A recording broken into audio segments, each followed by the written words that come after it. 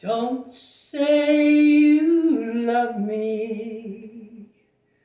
Don't say you love me. Don't say you love me if you can't show me. Okay, about America, this country that we love. Talking about getting rid of DEIA, diversity, equity, inclusion, and accessibility. That was the dumbest idea in this world. And it wasn't the Christian thing to do. I know I have my own ideas about what is Christian pertaining to me, because I think that if there is one God, there is only one God, and I don't so particularly pertain to this one book that was written by men, because there are things in there that we don't go by, like they don't put a person's eye out. Now, when somebody gets their eye put out by another person, they don't do that anymore.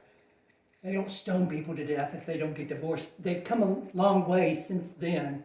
Those men back then probably did that. I know there are some religions still today that they'll cut off people's hands if they're caught stealing.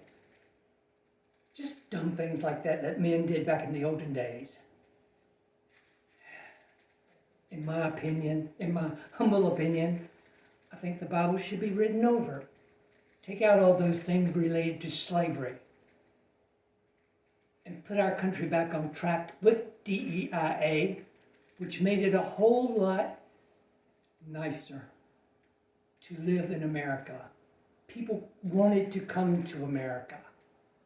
And now you have people that have even tried to get into America, and they didn't do it the legal way. And now this administration is taking them up and being the judge and jury and sending them off to another country and making them do the dog walk, which is inhumane in and of itself, and saying they don't have to abide by the laws. Do you know what this reminds me of? I told you, if you're not careful, you're going to lose it all. I know they're playing up to the Christian right and saying, this is not Christian. This is not loving. To me, being a Christian, being someone that loves a supreme being, is loving one another. Period.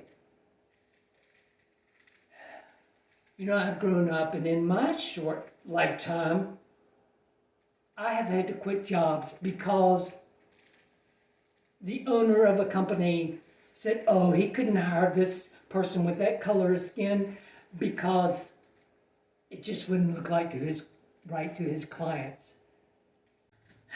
About the song that I attempted to sing at the first,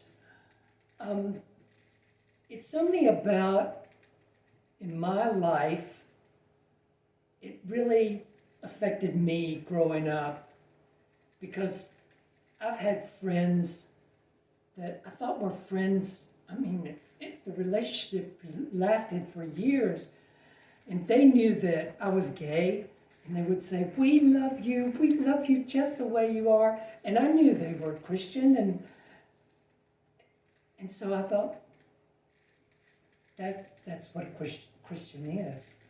But then, after several years, it's not like we talked about Christianity like some religious people do. It's like all they talk about. Well, I probably wouldn't be friends with people like that, because it's not all I talk about. But then we got into a conversation about it, and they were talking about my life, and they said, well, we're all sinners. And I just looked at them like, so all this time, you're thinking that this is something wrong with me that you need to correct? And I'm like, oh my God. Needless to say, I had to walk away from that. And it made me very wary of people when they say, I love you. Which was sad. I don't hate them or anything. I've never hated anyone in my entire life. But if they are not for me, then I know they're against me, or either, if they're Christian, some have this ulterior motive that it's their duty to save me. It's not your duty. I'm sorry, but I didn't come up in religion with my ideas. I feel that my ideas are just as valid as those men that wrote the Bible, that write any religious books. My ideas are just as valid as those men. And so I don't feel people are born sinners. I'm sorry. I just don't. But I certainly know that they can be taught how to hate. They can be taught how to hate others. They can even be taught that way by using the Bible, which is a sad, sad, sad thing. And I could rant and rave. Oh, there was one more thing. The thing about these prisoners that they brought over, and they were the judge and jury and king, and said that they were a terrorist without even a trial or judge or juror. We're having to pay $6 million for a year to keep them in prison that they do not get outside at all. They're always stored inside in small spaces. And you saw how they were treated, like dogs, which is very inhumane. This has nothing to do with Christianity.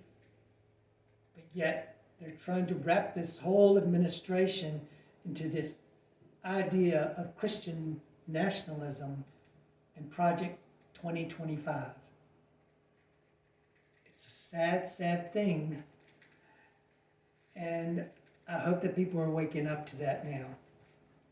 I wish that the Republican Party, the ones that were elected to be in office, would wake up to that fact. Because unfortunately, in our history, and I don't have to mention which history, because people can see what's going on now and they know which history they can relate it to. Unfortunately, when people are narcissists and liars, he lies about everything.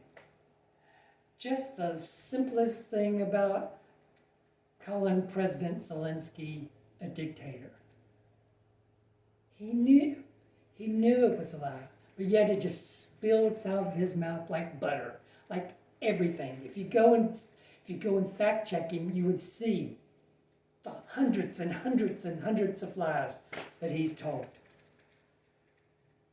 But what I was getting at, the people like that, like this man back in history, the first thing they did once they got into power and once they got all the power that they wanted to carry out the things that needed to be done to make them the king, the first people they got rid of were those that helped them get that power, because no one was going to be stronger or have the appearance of being stronger than they were. So put that in your pipe and smoke it.